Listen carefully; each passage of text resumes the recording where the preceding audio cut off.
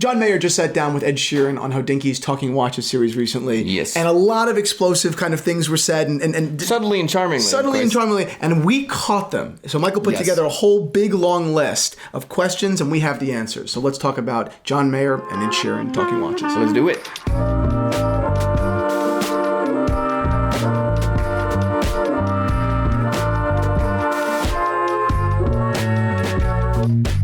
What is up, Watch Fam? I am Christian, the curator of the Theo and Harris Vintage Watch Shop. My name is Michael, and this video is sponsored by Hensen Shaving, the most precise shave you can get. Perfect. More on our friends at Hensen later. Yeah. Today's episode is a great one. Obviously, as people that are in the watch community, every time a Talking Watches by Hodinkee does come out, it's a bit of news. But this particular one it was special, right? Hour 20 minutes. Hosted by Mayer. Right. Not only was it the return of John Mayer, effectively making it John Mayer Talking Watches Part 3, but this time he returned as the host instead of the guest, and the guest was Ed Sheeran. Ed Sheeran, It was a really fascinating episode, and we have so much to talk about, who they are as collectors and who the brands behind them are, and really just like collecting journey. What does it look like, and how can we relate to it, even though they have unlimited money? So it's fascinating. And finally doing what is always done to us, where people analyze our conversations. Yes. Because we're like I always say, we work in watches. So when we say like, well, a Rolex OP is a starter watch,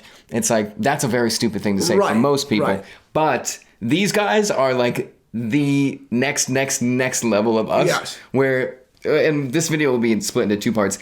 They talk about the importance or how unimportant money is, and then the video ends with them buying $500,000 worth of watches briefly. Right. We're going to be very fair, right? This episode is not designed to, it's designed to be actually like, the answers should be what I view the truth is, right? So we're not going to be unfair. We're not going to slam dunk on these guys. It's a lovely video. It's a lovely video, and I'm looking forward to answering all these questions with you, Michael. So I wrote down 17 questions. This will be split into two parts, but the first one is, do these guys get paid? Does Ed Sheeran, and there's a follow-up question to this about a collaborative watch, of course. Do they get paid to come on the show? John Mayer, I assume, on the first Talking Watches didn't, but now I'm like, is this just like a passion thing, or Ed Sheeran's in the middle of tour? Does he fly over and just like have a great time and leave, or are you getting something? Yeah, well, it's a little bit of both, right? They do stand to benefit greatly from this. Otherwise, there wouldn't have been cameras. If they wanted to just get together and talk watches, they would have just done that. I'm sure like they have 1,000 times before. But a lot of thought and a lot of work had to go into this. Mm-hmm. So yes, there needs to be a return on that investment.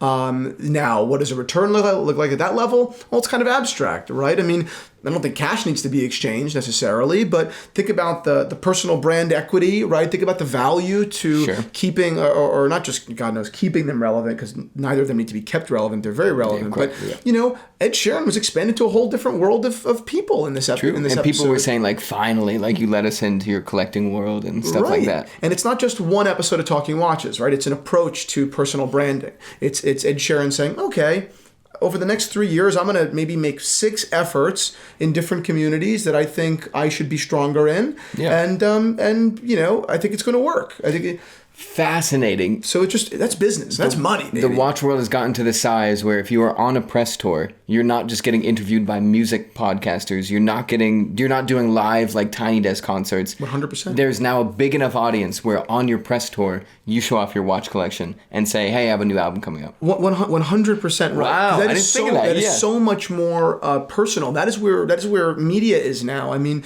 look at some presidential candidates, whether you like them or not, that have decided to really go full in on podcasting. True. Right? They want to go on podcast for an hour-long conversation, but this was over an hour, right? Yeah. For an hour-long conversation, and free-flowing, because today, viewers, consumers, we have a kind of a high bar for with pressure testing. We're pressure testing, the people that we support, be it in politics, a little bit, but here in social, right, with social the world. Popularization of social media and long form content and everything like that. Just speaking in a more professional or whatever it may be area seems disingenuous. Right. How likely are you to go, watch a candidate talk on a morning show? It's like, I don't care. It's going to be super canned and dumb. Right. But you might go click on a podcast that's 90 minutes. And it's the same thing with this. Right? Like, Ed Sheeran is very out there. God knows. He's a very famous person. I haven't listened to him speak at length. That was the first time I've, there you go. Very true.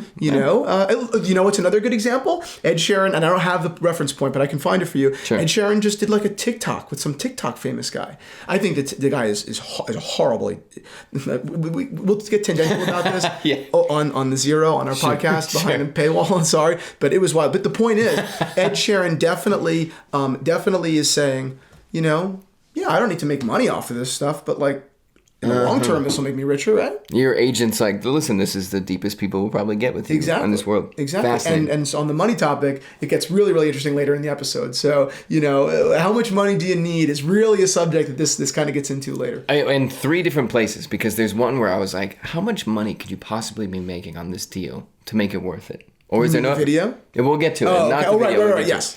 Next one. Yeah. This one I found interesting. We are seeing one of the best collectors in the world, or one of the richest collectors in the world, depending on your view, talk to one of the most famous celebrity watch collectors, John Mayer. Mm-hmm. They're both wearing, for the majority of the video, besides when John Mayer is trying on one of Ed Sheeran's watches, Royal Oaks. Yep. What is with that? I've seen, the White Party. Yes. I've seen, you look at all the watches at the White Party. Everybody's wearing white Royal Oaks. You see celebrity runways. It's Royal Oaks, Royal Oaks, Royal Oaks. And it got to the point where I'm like, really? These are some of the most I want to be seen by the world people in the world. Right. And you all decide to wear the same watch? Wouldn't you all be like, no, I would never wear the same watch that John Mayer, Kevin Hart, Ed Sheeran, everybody's wearing? Well, there's 2 answers to that, right? The first being the Royal Oak is a great watch, and I can't argue that. And it's so of the era, right? It's so of the era in the sense, right? It's hot horology, right? And we're in an era of hot horology. It's athletic. We're in an era of athletic wear, So I think that and it perfectly balances the idea of being very well known and also being a little bit more connoisseurish. Oh, interesting. So there's a real argument for why the Royal Oak is so successful. There's definitely an argument for it, especially right now. Of course. But also, I don't know, are you willing to bet $100 that AP isn't making them do it? Oh, please. That's what my idea was. I was like, are you kidding? You're both wearing Royal Oaks right now? Are you kidding? My man. The Royal Oak's good. And then at the end of the video, they go buy a Spider-Man. Oh, talk about it later. Yeah. But the point is, that was the most little boy. That's the truth, right? There's definitely an innocent explanation, but there's also probably a more real explanation, and it is that Audemars Piguet, maybe more than any other watch brand in the world, understands how to do secret sponsorships. Because I was like, are you kidding? Come on. If you are on Talking Watches, are you going to wear your Bulgari Piaget Cartier diamond encrusted collaboration watch, which is one of the coolest watches I've ever seen, or are you going to wear your Royal Oak? Right, I agree with you. I'm going to wear my Piaget. Are you going to bring the Royal Oak? No, I'm not going to bring it. This is a Royal Oak. This is a Royal Oak. It's an amazing watch. All the top comments are going to be on that Talking Watches with you. Oh, I've never seen a Royal Oak before. I love. But if you get a call that says, "Hey, we'll give you $10,000 if you wear the Royal Oak," exactly. Yeah, this is my favorite watch. Exactly. This video is sponsored by Hensen Shaving, quite possibly the coolest razor brand that you could possibly ever imagine. Why is it one of the coolest brands you could ever imagine? Well, because this shaving company, Hensen Shaving, is a family-owned aerospace parts manufacturer that has made parts for the ISS and Mars rover, and now they are bringing that same precision engineering to their razors. And they're also still making aerospace parts, which is very cool. And really, to me, after going through the website and now seeing the product that they have, it seems like they took a bunch of engineers and said, hey, engineers, very smart people that are making things for space, make a razor that's better than any other razor. And that's exactly what they did. The tolerance here, and we'll get into it in a second, is so thin that there is no razor in here right now but it already feels sharp. But anyways, I'm going to read their words close to verbatim because they say it much better than I can. They're much smarter than I am. But they say razor blades are like diving boards. The longer the board, the more wobble. The more wobble, the more nicks, cuts, and scrapes. A bad shave isn't a blade problem, it's an extension problem. How far are we letting that blade extend without holding it down? So how much does it wiggle and move? By using aerospace grade CNC machines, Hensen makes metal razors that extend just 0.0013 inches, which is less than the thickness of a human hair. That means a secure and stable blade with a vibration-free shave. And what does that mean? Well, if you have irritation on your skin, cuts, nicks, whatever it may be, all of that is greatly reduced with this design. Simply put, your skin will look better and feel better, and your shave will be even closer and precise with a Hensen shaving razor. That, of course, is not where it ends, though. They have a clog-free design.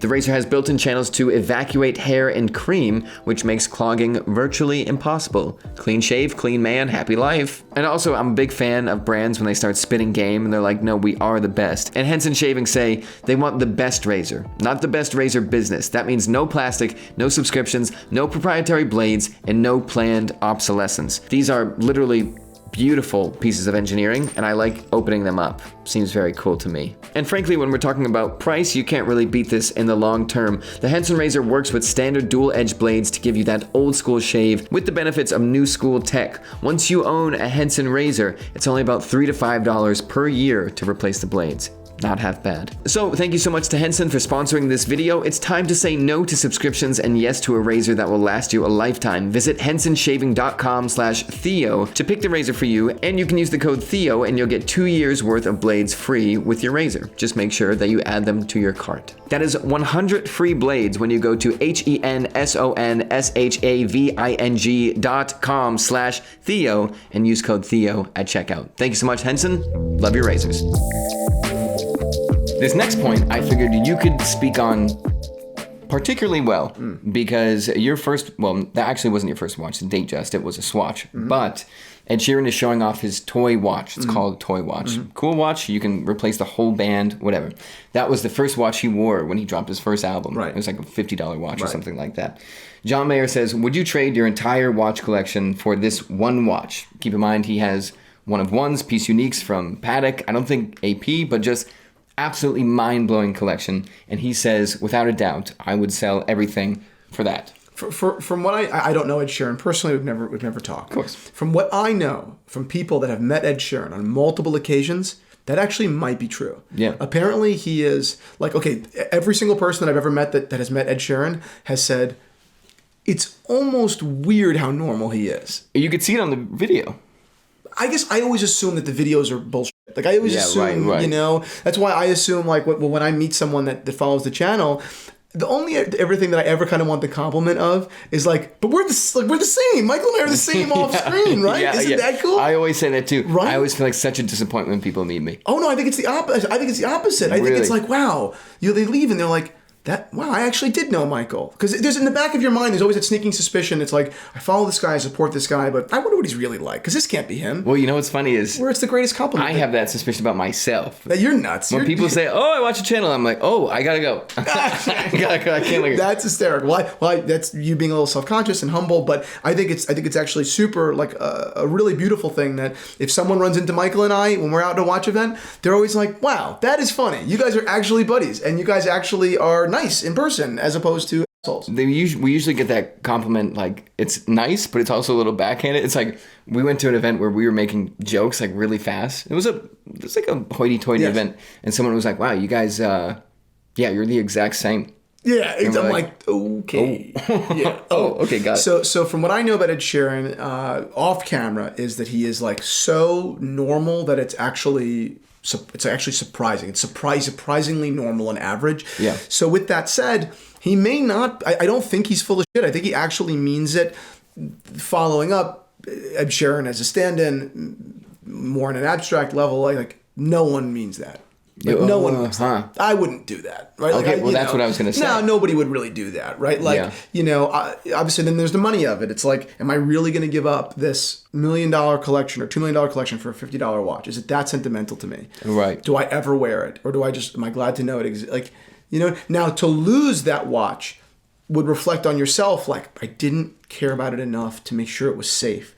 Now I feel like shit. Yeah. But if you're faced with like the decision, like, do you trade it or do you keep it?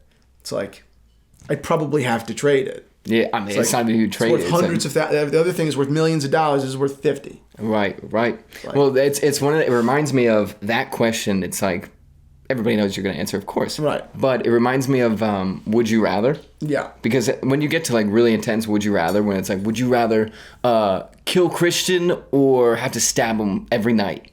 It's like, well, neither. Yeah, right. I don't know. I guess I'll ask. I'll ask. Hey, man.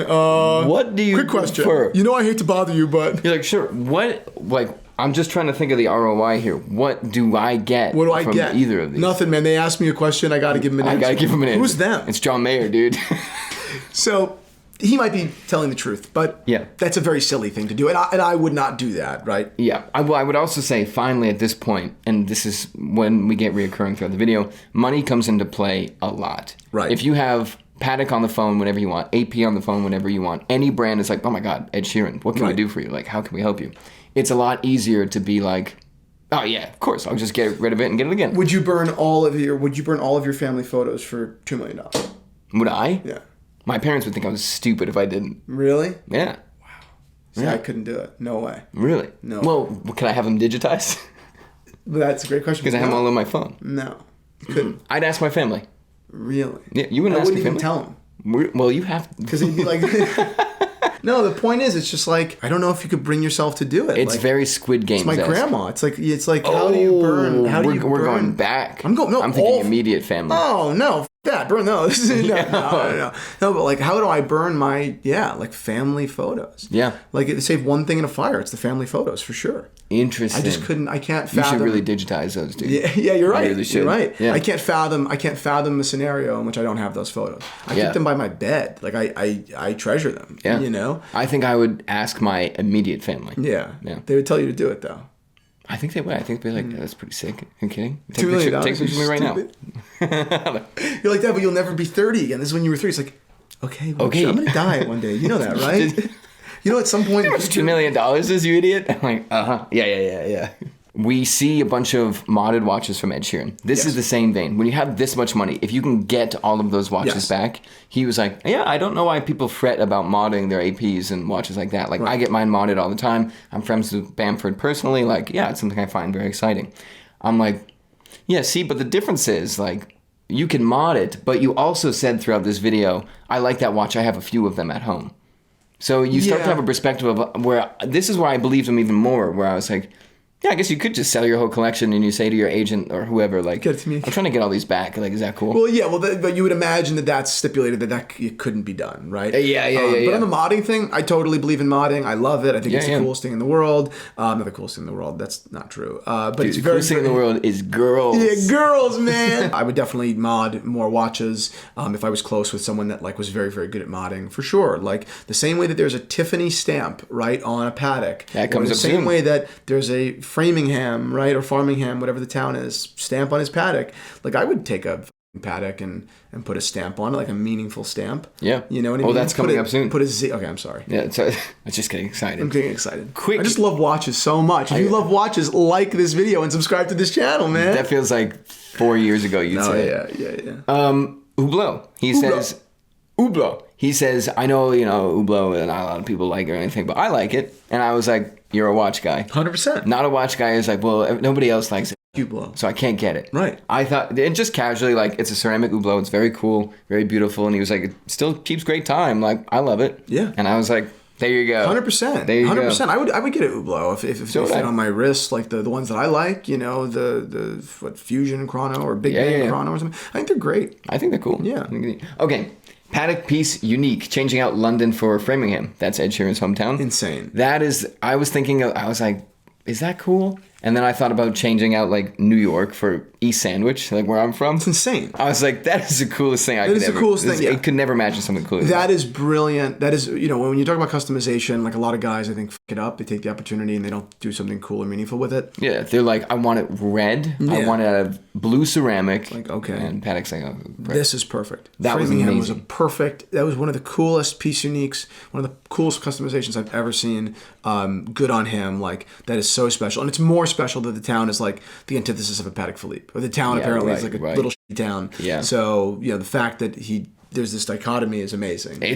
I thought it was so cool. But him and John Mayer go off on a little tangent where they say, I think he wanted a ceramic dial or something like that and didn't get it. And they both kind of like were acknowledging that you can over-request. Yeah. I thought that concept was cool on Patek's part. Yeah. Because if I could customize a watch, I would want the brand to say no.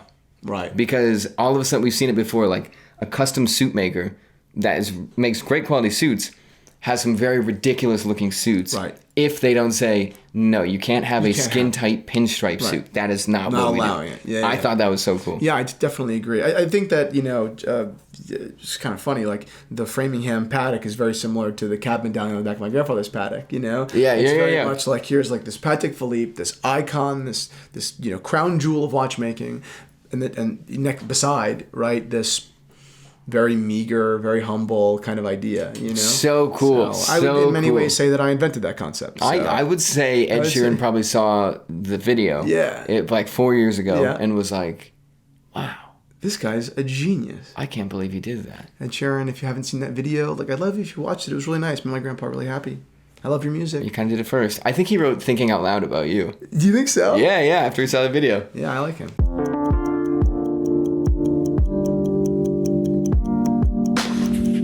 The watch on your wrist, unlike your iPad, will mean something to someone one day if it doesn't already. Something that will make them smile, walk a little taller, surely at some point cry, but it will mean something.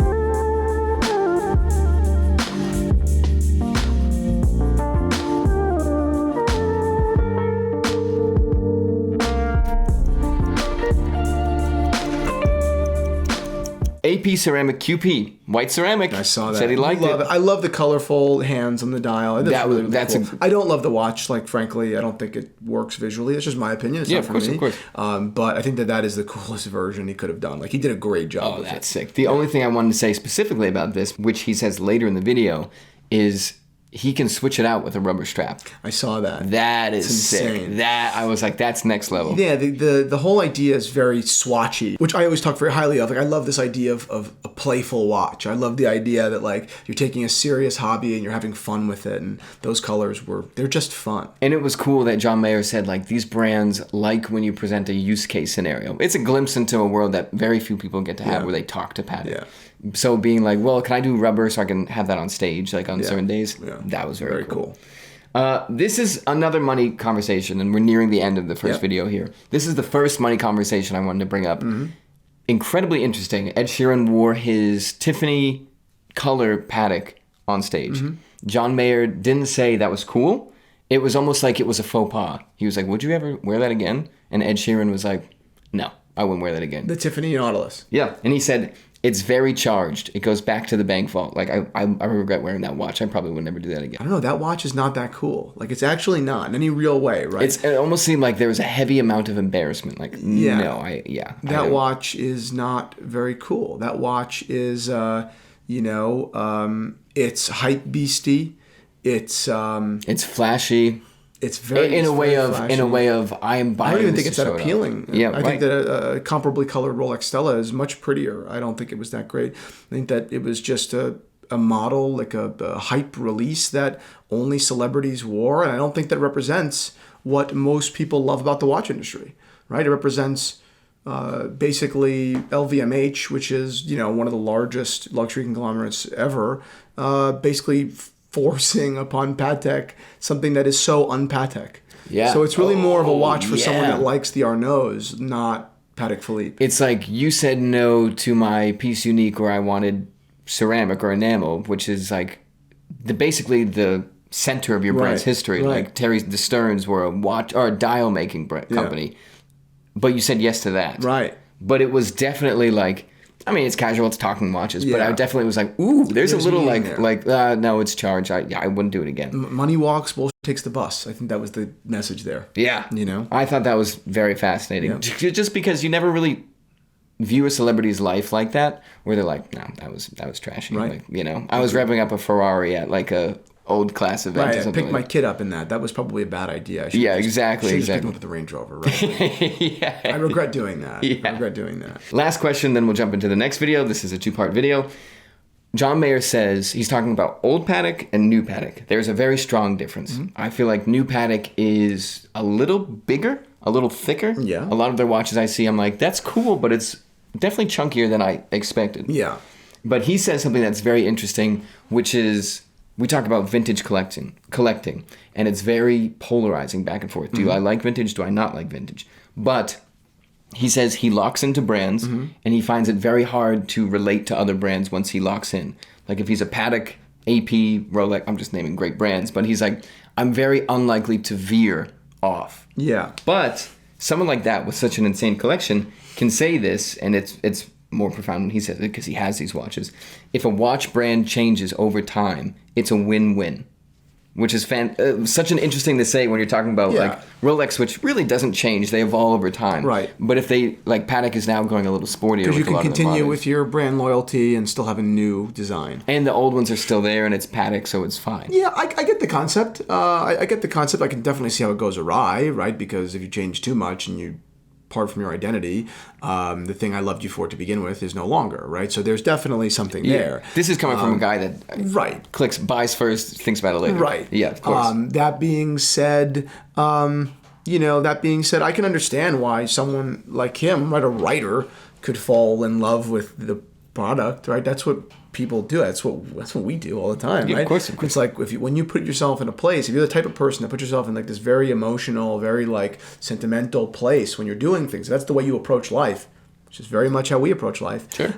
It's easy to become very like, it's just easy to sell yourself on something, and that's who you are now, and it's a very nice thing, really. It's a very nice perspective instead of being like, well, what do you mean they're not making exactly what they've been making? Right. Like, oh, it's a win-win. I just take both now. Right. Yeah. It's like, do you want, I mean, like for me, like I have a vintage BMW. Obviously, it's my family, like a family heirloom kind of thing. Sure. But like growing up, it was anyone that had a really nice car in my family had a Mercedes. Right. So I never even considered getting a BMW. It was like, no, I can't get a BMW. Like, we're a Mercedes-Benz family. Right. That's not a logical thing. That is a completely like nostalgic, emotional thing, like identity thing. So it's silly. Yeah. But people definitely sell themselves on shit like that. Like 100%. Yeah. Which is, when we'll end here, next video we're going to be talking about, there was one charged comment that John Mayer made in passing as a joke. Yeah. But all of the comments were like, ooh, you really kind of dragged that brand through the mud. Like, oh, and the brand was watching it like, are you kidding? Well, we'll answer all those other questions in the next episode. Thanks for putting these together. I'm excited to do it. Thank you. If you like this video and you love watches, don't only subscribe to this channel, but head on down below to the link in the description to The Zero. It's our private community. We post one podcast every week with different watch industry, like celebrities, or Michael comes in once a month. We do live chats. Also,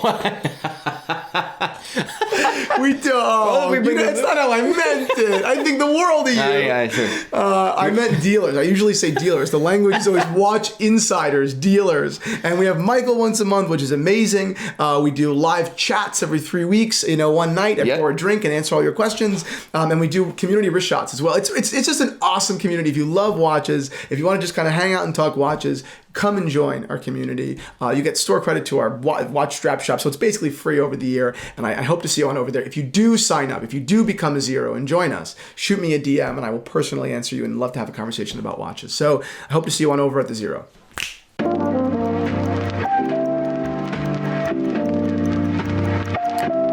Straps, as many of you should know, bring a whole world of potential to mix up your watch collection. They breathe new life into watches. They help you pull out different colors. They give them new personality.